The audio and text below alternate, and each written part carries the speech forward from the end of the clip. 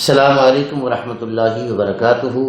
جی سامعین محترم، ایک بار حکیم ضیاء پھر آپ کی خدمت میں حاضر ہے۔ بیماریاں کیسے پیدا ہوتی ہیں، اسی عنوان کا یہ پارٹ 2 ہے، اور پارٹ 1 میں جیسا کہ میں بچوں کے ابتدا سے بیماریوں کے حالات سے آپ کو آگاہ کر چکا ہوں۔ جائے کہ ان امراض کا تذکرہ میں الگ تفصیلی ویڈیوز دوں گا آپ کو ایک ایک مرض پر۔ آج میں یہ جملہ گفتگو اس لیے کر رہا ہوں کہ آگے چل کر ہم نے بہت خوبصورت طریقے سے تمام امراض پہ فطری علاج کی روشنی ڈالنی ہے۔ اچھا، اس سے قبل کہ میں مزید ساری بیماریوں کا ذکر کروں، میں یہ ساتھ بتا دینا ضروری سمجھتا ہوں کہ ہر طریقہ ہے علاج کی ایک تھیوری ہے، وہ اپنی اپنی تھیوری کے تحت علاج معالجے کر رہے۔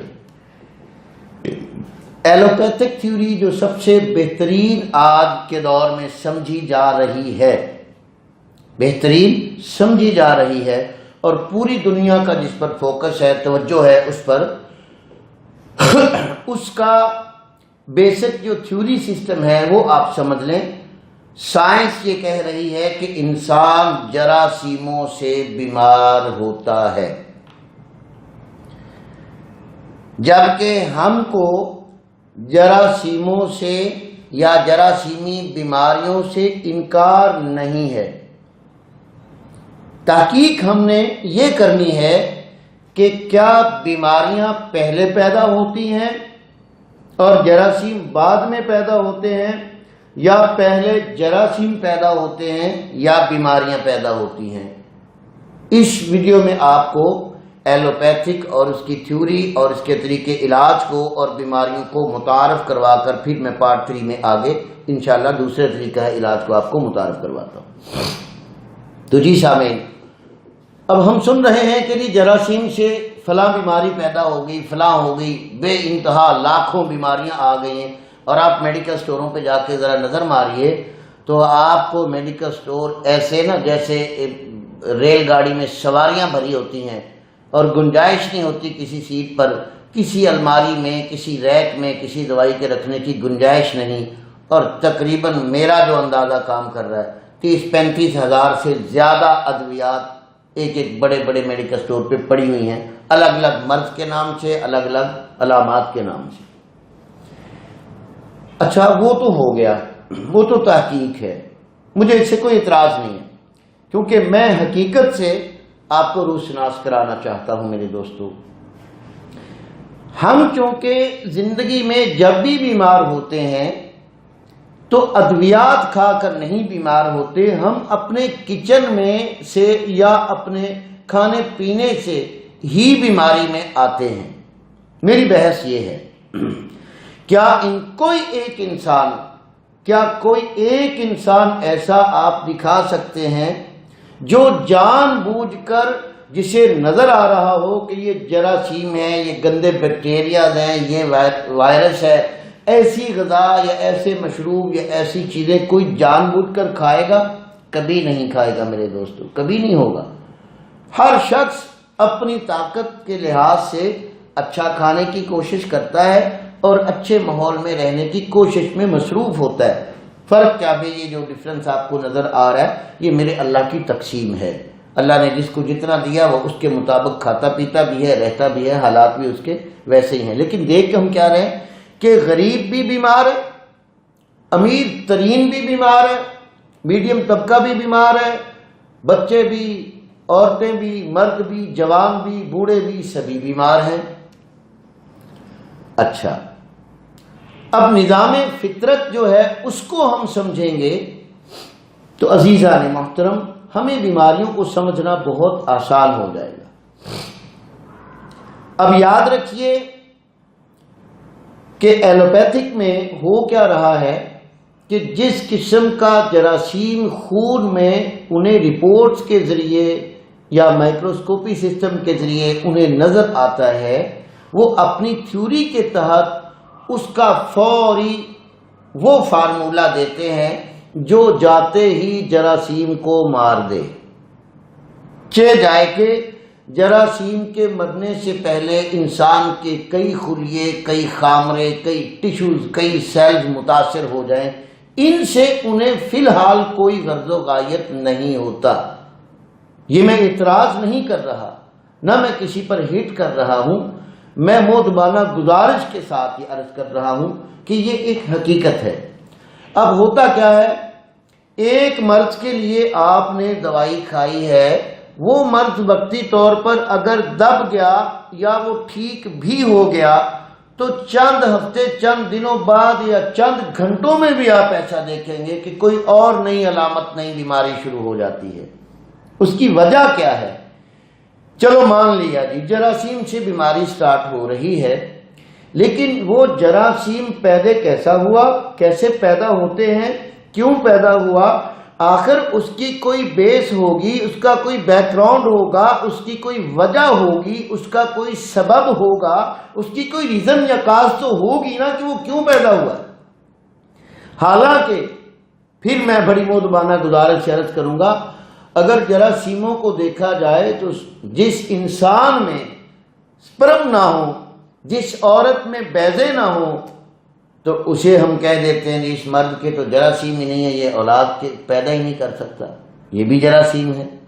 کچھ بیکٹیریا انسان کی صحت کے لیے بڑے مفید ہوتے ہیں، پھلوں میں، جوسوں میں، دہی میں، مختلف انواع اقسام کے اناج میں جو ہمیں بیکٹیریا نظر آتے ہیں، سائنس اسے کہہ رہی ہے یہ بڑے مفید ہیں، اور کچھ غیر مضر ہیں اور کچھ مضر ہیں، نقصان دہ ہیں۔ تو اب ہم یہ دیکھ رہے ہیں کہ جراثیم کو مارتے مارتے ہمیں زمانہ بیت گیا کہ روزانہ ادویات کی تبدیلی ہو رہی ہے۔ فلاں دوائی آئی، چند سال رہی، چند ماہ رہی، اس کے بعد ججمنٹ ہوا، معلوم یہ ہوا کہ وہ انسانوں کی صحت کو وقتی طور پہ ٹھیک کرنے کے ساتھ ساتھ اور بہت ساری امراض کا باعث بن رہی تھی، اس لیے اس پہ بین لگ گیا، اس لیے اس کو بند کر دیا گیا ہے۔ اب نئے لیبل، نئے ڈبی، نئے فارمولے، نئے نام سے مارکیٹ میں اور چیز آ جاتی ہے۔ میں نہیں کہہ رہا، یہ آپ کو میرا ساتھ دینا ہوگا۔ کیا آپ اپنی زندگی میں نہیں دیکھ رہے کہ ہزاروں ادویات آئیں، ہزاروں لاکھوں آ رہی ہیں اور بند ہو رہی ہیں؟ یہ نظام چلا آ رہا ہے۔ کبھی آپ نہیں دیکھیں گے کہ یہ سائنس سے 200 سال سٹارٹ ہو گئے تقریباً، یہ دوا بنی آج تک اسی طرح رہی ہے جی، یہ اسی طرح افیکٹ کر رہی ہے، جسم کو فائدہ دے رہی ہے۔ نہیں، ایسا نہیں۔ کیا وجہ؟ کہ سائنس پہلے جو تجربہ کرتی ہے وہ وقتی انہیں فائدہ نظر آتا ہے، لیکن بعد میں جو اس کے نقصان آتے ہیں وہ بعد میں نظر آتے ہیں، اس لیے اس پہ بین ہو جاتا ہے۔ اس لیے نہ تو کوئی کمپنی پہ اعتراض ہے، نہ کسی سائنسدان پہ اعتراض ہے، نہ کسی میڈیسن پہ اعتراض ہے۔ اعتراض اس بات پر ہے کہ ہم پہلے ہی سوچ کر اس دوائی کا مزاج قائم نہیں کر سکتے سوائے جراثیم کش ہونے کے۔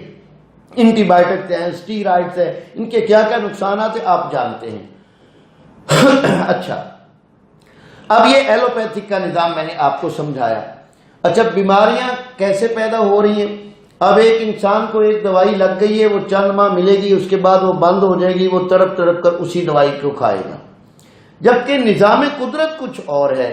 آپ دیکھ لیجئے، آپ جب سے دنیا میں آئے ہیں، آپ جڑی بوٹی کو دیکھ لیں، آج تک کسی کمپنی نے کہا ہو جی کہ سونف پہ پابندی لگ گئی ہے، اب نئے سونف اگائے جائیں گے، زیرے پر پابندی لگ گئی ہے جی، اب زیرہ نیا اگایا جائے گا، اب یہ جو آم ہے یہ ٹھیک نہیں ہے، اس کی جگہ پہ نئے آم اگائے جائیں گے، یہ انگور ٹھیک نہیں ہے، یہ گندم ٹھیک نہیں ہے۔ میں مثال دے رہا ہوں کہ غذائی چیزیں حضرت آدم سے اب تک ایجاد نہیں ہوئی، یہ جتنی پیون کر کے چیزوں کو اضافہ کیا جا رہا ہے، یہ انسان کی خوراک کی نسبت سے ضرورتوں کو پورا کیا جا رہا ہے۔ اس کا مطلب یہ نہیں ہے کہ پہلے والی غذائیں یا پہلے والے فروٹس رہے نہیں ہیں، لوگ اپنے کاروباری نسبت سے ان کو زیادہ بڑھا رہے ہیں۔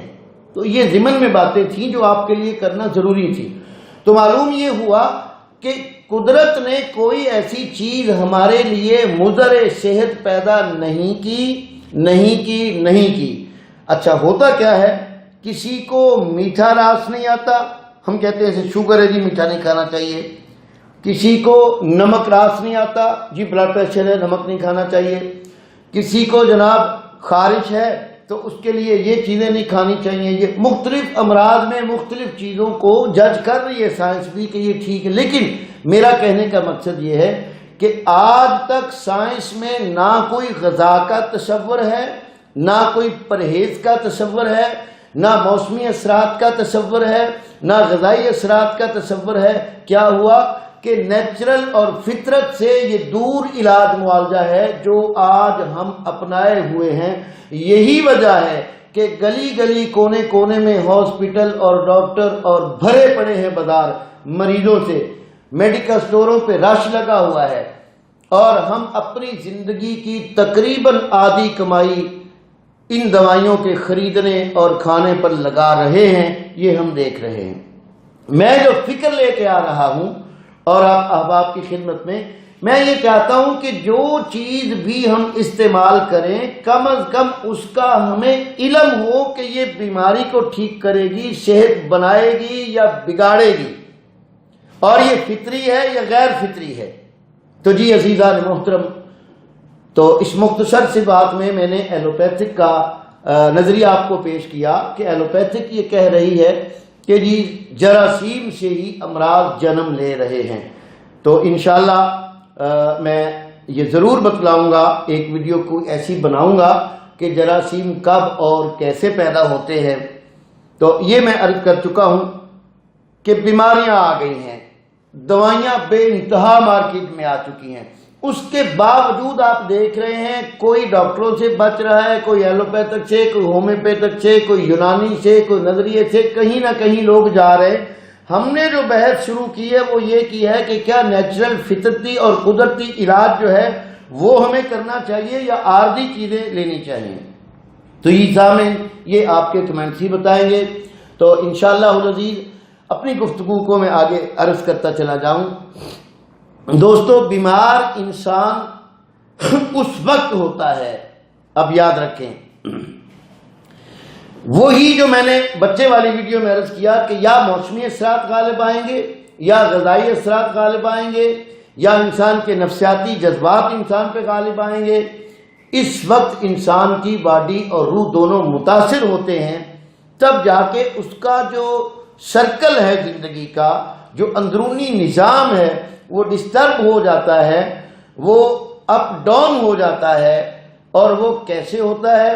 آئیے دوستو، اس سے اگلی ویڈیو میں انشاءاللہ عرض کرتا ہوں کہ دوران خون سے میں ابتدا کر رہا ہوں تاکہ آپ کو سمجھ آ جائے کہ دوران خون سے، کیونکہ ہماری غذا سے تو خون بنتا ہے. اب ہم دوران خون کو ذکر کریں گے، خون کی مجاری، شریانوں اور وریدوں کو ذکر کریں گے.